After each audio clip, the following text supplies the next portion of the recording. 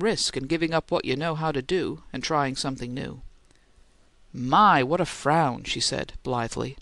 "Didn't I tell you to stop thinking about it until you get all well?" She bent over him, giving him a gay little kiss on the bridge of his nose. "There! I must run to breakfast. Cheer up now. Au revoir!" And with her pretty hand she waved further encouragement from the closing door as she departed. Lightsomely descending the narrow stairway, she whistled as she went, her fingers drumming time on the rail; and, still whistling, she came into the dining-room, where her mother and her brother were already at the table. The brother, a thin and sallow boy of 20, greeted her without much approval as she took her place. "Nothing seems to trouble you," he said. "No, nothing much," she made an airy response. "What's troubling yourself, Walter?" "Don't let that worry you," he returned, seeming to consider this to be a repartee of an effective sort, for he furnished a short laugh to go with it, and turned to his coffee with the manner of one who has satisfactorily closed an episode. "Walter always seems to have so many secrets," Alice said, studying him shrewdly, but with a friendly enough amusement in her scrutiny. "Everything he does or says seems to be acted for the benefit of some mysterious audience inside himself, and he always gets its applause. Take what he said just now. He seems to think it means something, but if it does, why, that's just another secret between him and the secret audience inside of him. We don't really know anything about Walter at all, do we, Mama?" Walter laughed again in a manner that sustained her theory well enough. Then, after finishing his coffee, he took from his pocket a flattened packet in glazed blue paper, extracted with stained fingers a bent and wrinkled little cigarette, lighted it, hitched up his belted trousers with the air of a person who turns from trifles to things better worth his attention, and left the room. Alice laughed as the door closed. "He's all secrets," she said. "Don't you think you really ought to know more about him, Mama?" "I'm sure he's a good boy," Mrs. Adams returned thoughtfully. "He's been very brave about not being able to have the advantages that are enjoyed by the boys he's grown up with. I've never heard a word of complaint from him." "About his not being sent to college!" Alice cried. "I should think you wouldn't! He didn't even have enough ambition to finish high school." Mrs. Adams sighed.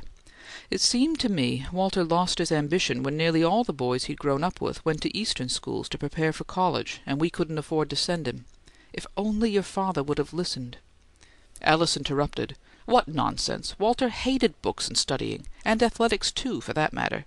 He doesn't care for anything nice that I ever heard of. What do you suppose he does like, Mama? He must like something or other somewhere, but what do you suppose it is? What does he do with his time?" "Why, the poor boy's at Lamb's and Company's all day. He doesn't get through until 5 in the afternoon. He doesn't have much time." "Well, we never have dinner until about 7, and he's always late for dinner, and he goes out heaven knows where right afterwards." Alice shook her head. "He used to go with our friends' boys, but I don't think he does now." "Why, how could he?" Mrs. Adams protested. "That isn't his fault, poor child. The boys he knew when he was younger are nearly all away at college." "Yes, but he doesn't see anything of them when they're here at holiday time or vacation. None of 'em come to the house any more." "I suppose he's made other friends. It's natural for him to want companions at his age." "Yes," Alice said, with disapproving emphasis. "But who are they? I've got an idea he plays pool at some rough place downtown." "Oh, no, I'm sure he's a steady boy," Mrs. Adams protested, but her tone was not that of thoroughgoing conviction, and she added, "Life might be a very different thing for him if only your father can be brought to see—" "Never mind, Mama. It isn't me that has to be convinced, you know, and we can do a lot more with Papa if we just let him alone about it for a day or two. Promise me you won't say any more to him until he's able to come downstairs to table. Will you?" Mrs. Adams bit her lip, which had begun to tremble. "I think you can trust me to know a few things, Alice," she said. "I'm a little older than you know." "That's a good girl!" Alice jumped up, laughing. "Don't forget it's the same as a promise, and do just cheer him up a little. I'll say good-bye to him before I go out." "Where are you going?" "Oh, I've got lots to do. I thought I'd run out to Mildred's to see what she's going to wear tonight, and then I want to go down and buy a yard of chiffon and some narrow ribbon to make new bows for my slippers. You'll have to give me some money."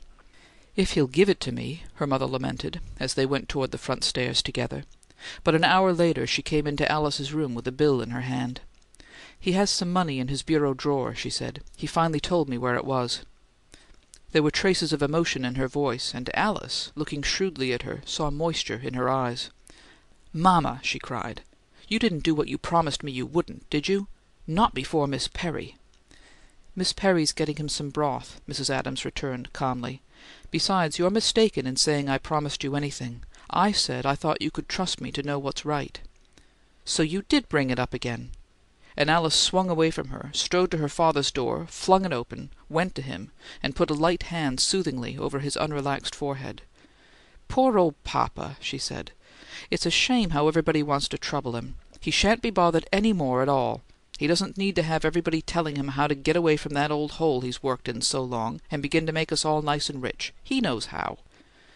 Thereupon she kissed him a consoling good-bye, and made another gay departure, the charming hand again fluttering like a white butterfly in the shadow of the closing door. End of Chapter 2.